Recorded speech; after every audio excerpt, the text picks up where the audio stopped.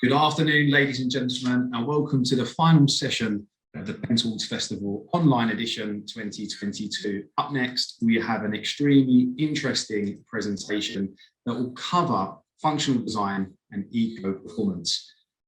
We have Vincent from UPM Raflatac, which is one of the world's leading producers of self-adhesive labels materials, and they are also a Pernod partner. Vincent will be talking alongside not one, but two representatives from Lillet, which is part of the Pernod Ricard Group, Lisa and Cécile. Following this presentation, we're going to be answering your questions, so please pop them in the Q&A box below.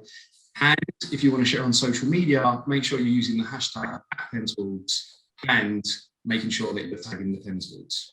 So without further ado, I'm going to give a big warm welcome to Vincent, Lisa, and Cécile. Welcome. Thank you, Adam, and thank you to have this opportunity to close this two-day session of Pernod Spring Festival. Ladies first, so Lisa, Cécile, I let you introduce yourself. Okay, I begin. Hi, everybody. My name is Lisa Belgacimi. I'm in charge of quality, safety, environment, and production in Maison Lillet. Hello, everyone. I'm Cécile Bernhard. I'm in charge of all operations within Maison Lillet, where I've been working for the past 20 years now. And hi, everyone. I am Vincent Tavernier, Packaging Solution Manager for UPM Raflatac and wine and spirits packaging expert since a long time. We will begin. I will share my screen.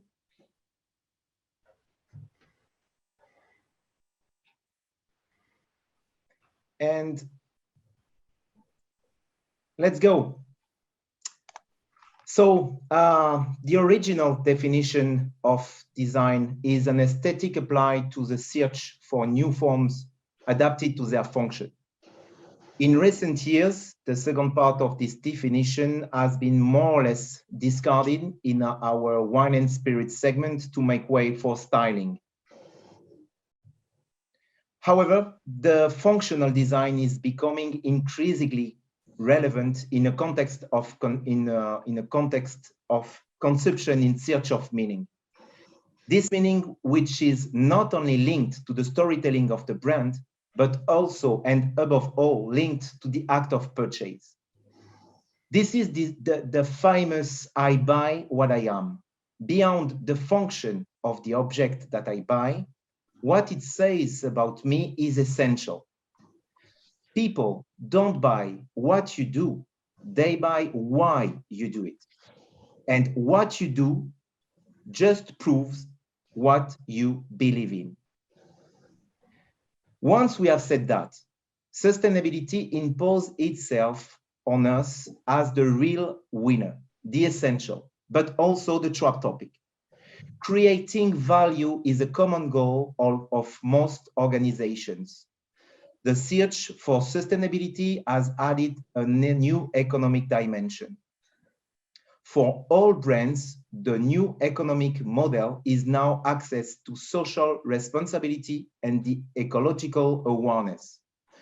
With the consumer in search of meaning and transparency, greenwashing is no longer relevant, and the client's sanction is immediate.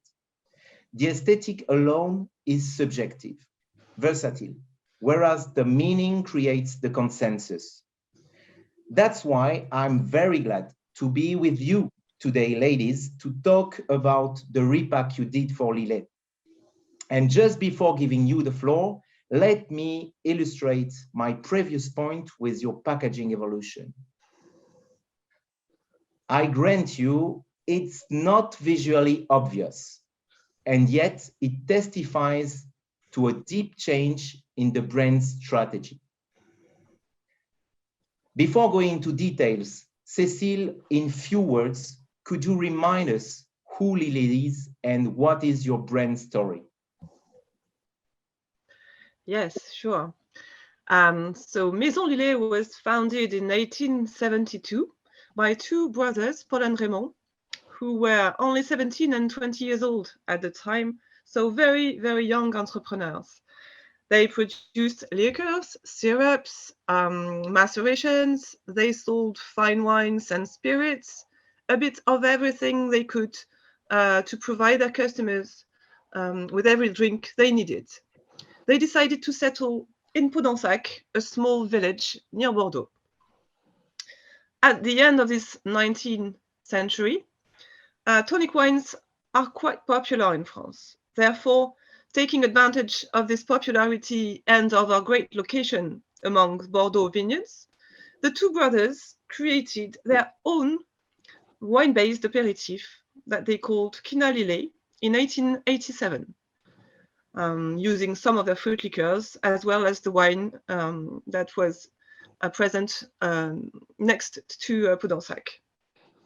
The success was both fast in Europe, in France, and even in the US, starting with England in the 30s, and then the US in the 60s, where Lillet became the drink of New York high society. That's why also we created the second reference, Lillet Rouge, because the US market was fond of red wines and wanted to have another more masculine aperitif wine. So in the 70s, more than 80% of our productions was shipped to the US, and that's where the Lillet brothers decided to sell the company. And Bruno Bory, who at the time was a sales director at the wine negotiations in Bordeaux, discovered Lillet quite by chance in Manhattan and fell in love with it. So in 1985, he decided to buy over Maison Lillet with the ambition to restore the French markets and also to expand, of course, the US one.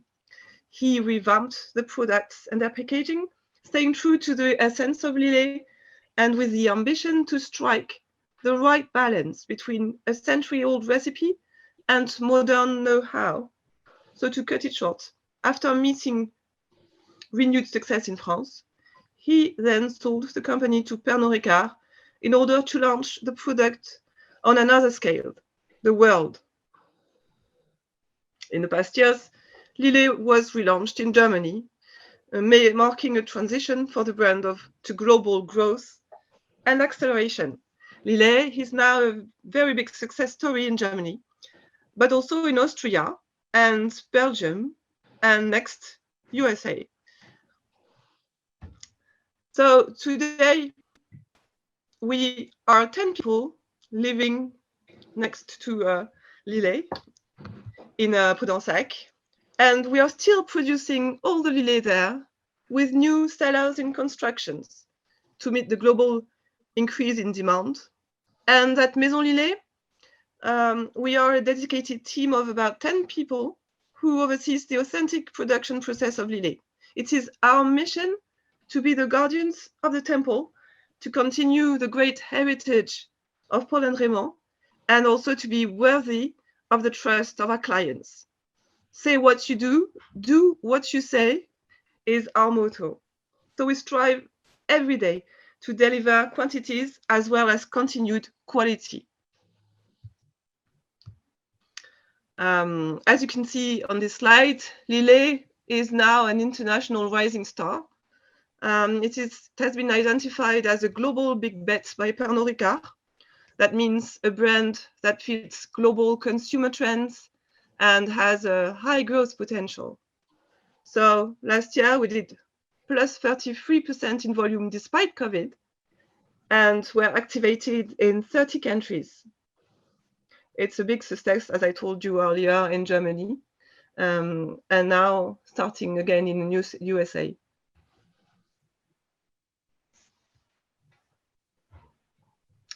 But what is Lillet?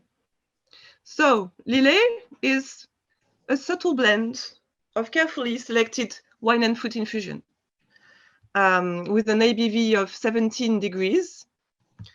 It is crafted like in the 19th century with 15% fruit and about 85% wine from the Bordeaux region.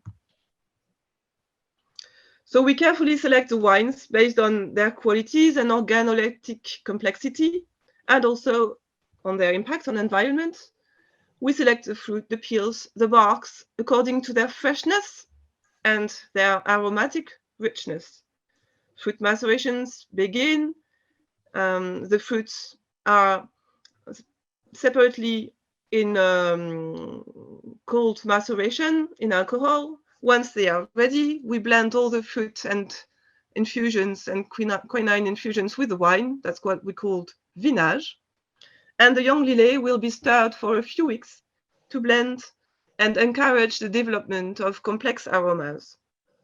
Once ready, we will send Lillet Blanc and Lillet Rouge cuvée in oak barrels, where they will get their fruity, rich and balanced flavor. After that, we will blend, do the assemblage of all the cuvées before embottling.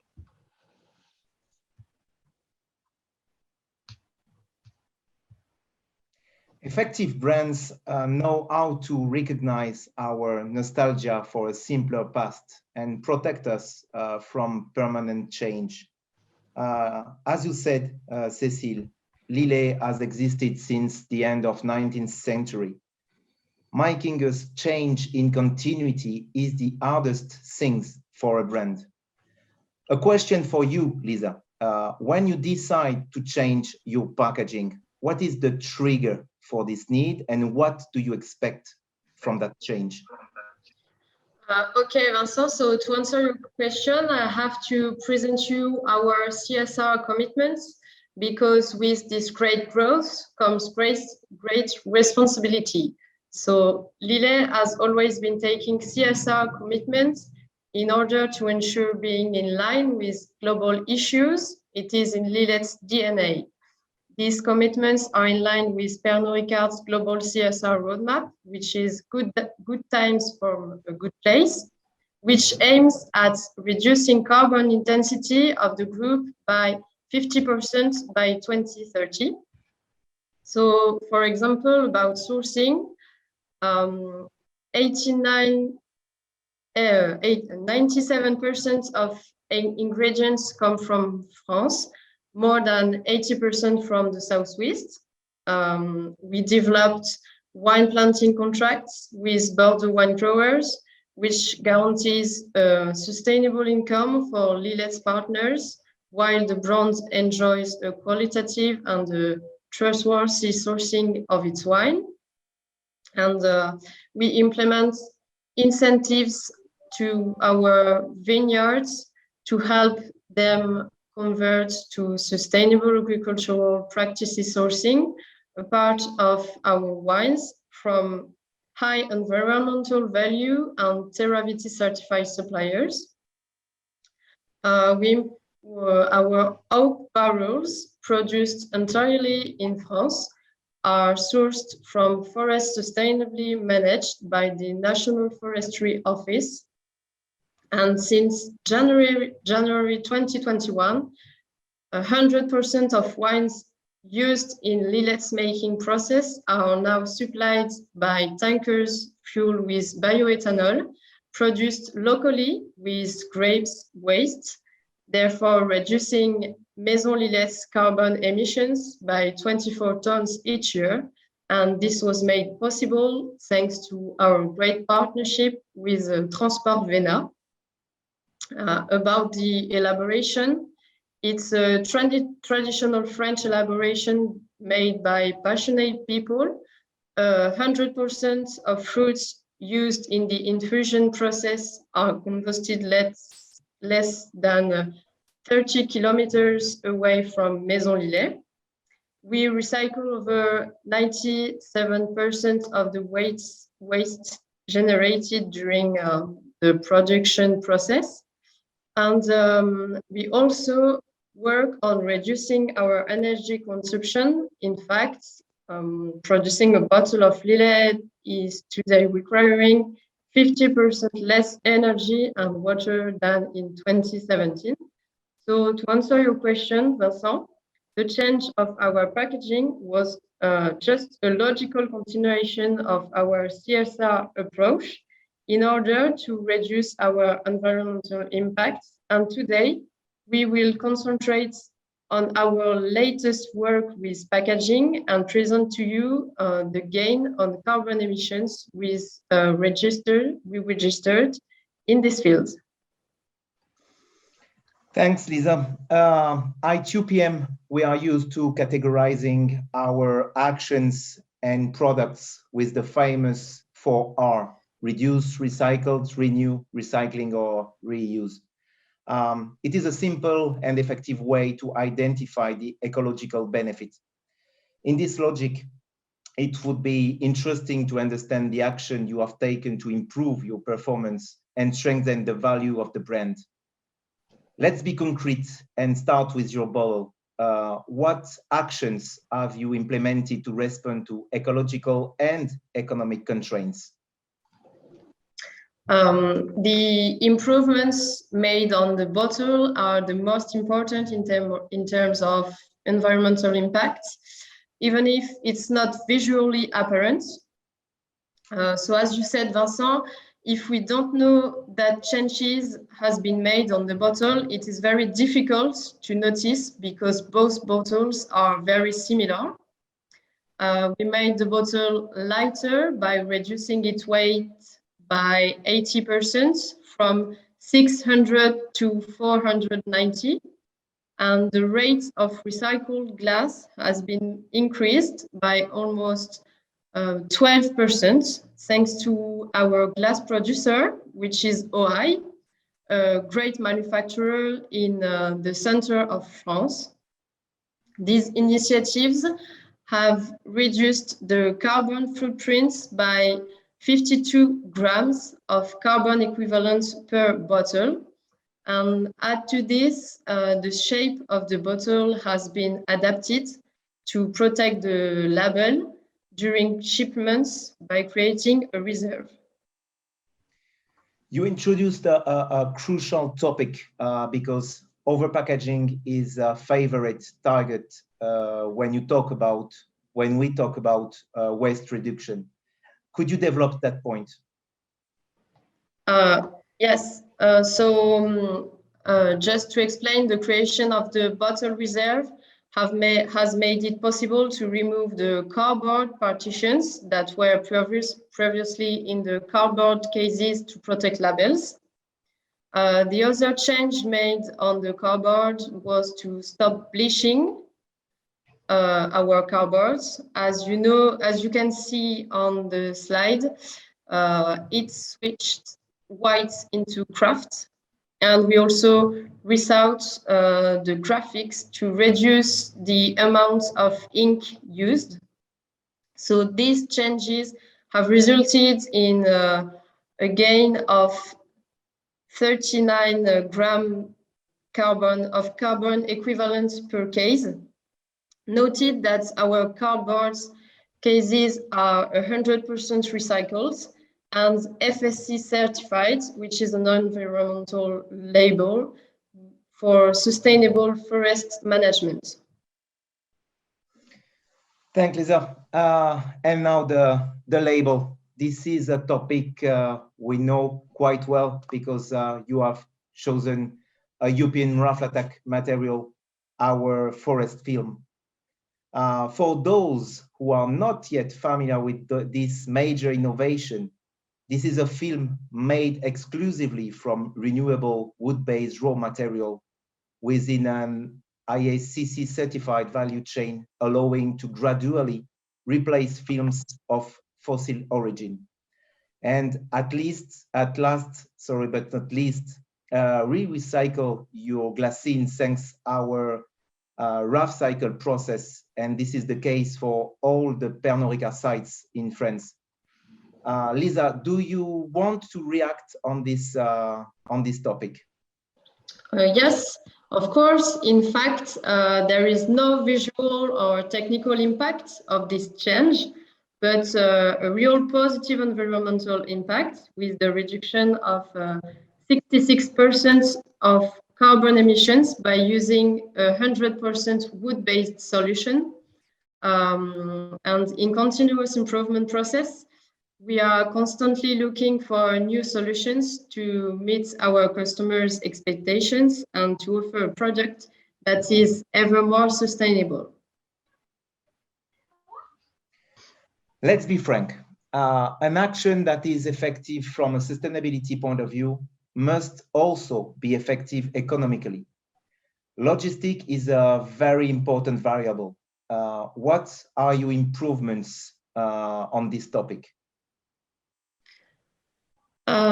Yes, because it is not only the carbon emissions from packaging that have been reduced, we have also been able to reduce our carbon emissions in terms of logistics thanks to the lightening of the packaging. It is now possible to load 31 pallets in a truck instead of 29 and 21 pallets instead of 19 in a container. This has reduced the number of trucks and containers and therefore the amounts of carbon emissions, which represents 222 tons of carbon equivalents corresponding to 1 year of production for us today. And let's talk about the global carbon emission gains on this packaging improvement. Overall, so the project has resulted in a reduction of 352 grams per pack. And if we consider as a year of production, which is 14 million bottles, including the gain in carbon emissions represented by transport, this results in a reduction of 1,060 tons of carbon equivalents. To illustrate this figure, 1,060 tons of carbon emissions are equivalent to 1,060 round-trip flights from Paris to New York. A question for Cécile now, and I know that it's a trick question for you. We are talking today to a community of designers, and I cannot miss this question that some must ask themselves. Why didn't you take advantage of this repack to change the graphics of the label?